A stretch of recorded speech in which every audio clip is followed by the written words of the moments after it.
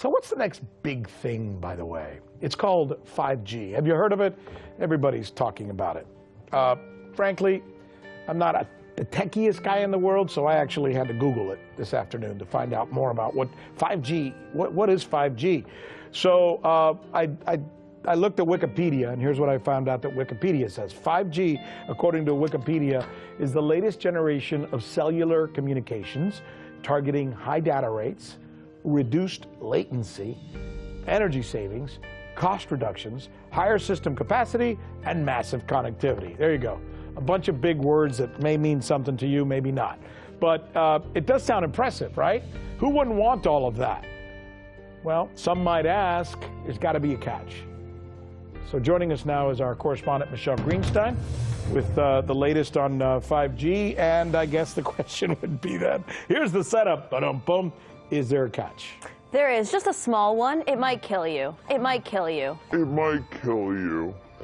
Good to know. So you'll find. How so? Well, a few days ago, actually, a group of scientists, doctors, environmental organizers, and concerned citizens got together and they called for the urgent stop to the deployment of 5G. They said that it's been proven harmful to human bodies, that this is an experiment on humanity, and that this should be called a crime under international law. Let's talk about today's technology, what we have going on today. Your phone is constantly sending magnetic fields in and out of each other. Whether or not you're receiving a notification right now, all of our digital tech sends this data back and forth, right, using these invisible microwave radiation signals, aka radio frequency radiation. Right. That's today's tech. We have every cell tower, every router constantly pulsing with radiation, whether or not you're using it. Science shows that this causes DNA damage, cancer, among other things. But don't take my word for it. And that's just with 4G.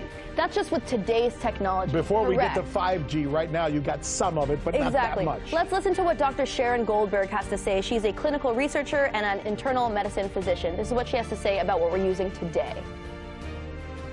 Wireless radiation has biological effects, period. This is no longer a subject for debate when you look at PubMed and the peer-reviewed literature. These effects are seen in all life forms: plants, animals, insects, microbes. In humans, we have clear evidence of cancer now. There is no question. We have evidence of DNA damage, cardiomyopathy, which is the precursor of congestive heart failure, neuropsychiatric effects. So if 4G is already doing some of this, and I imagine if somebody walks around all day with their phone next to their head for hours upon end, they might be doing some damage to themselves. But let's get beyond 4G. How much more potentially dangerous will 5G be, and why? Well, here's what's really dangerous about 5G. I mean, it's being sold to us as super awesome. You know, your toaster can talk to your door lock, it can talk to your self-driving car, like you have a thermostat in your home that knows when you're home, you have these smart homes, like it just really sold to us as being awesome. But the downside is that with this rollout, it will be impossible to exist in a city or to walk outside without being exposed. There's going to be a cell tower in front of every few houses, and this means that your personal choices, whether or not you personally use a cell phone or hold it 10 inches away from your head, that cannot escape you from your radiation exposure. So let's listen to what Dr. David Carpenter, another public health physician and actually a signatory to this international appeal, had to say. I asked him about the safety testing that's been done with this 5G rollout. Okay. There's been no safety testing of 5G.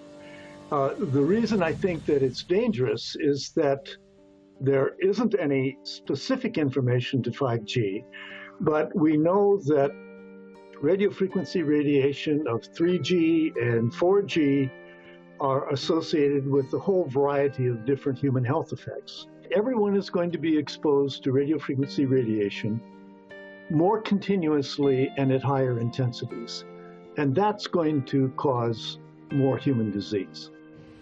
So if I was your big brother or your dad, and you're being a little younger than me and probably have a little more awareness of this stuff, and I asked you, sure.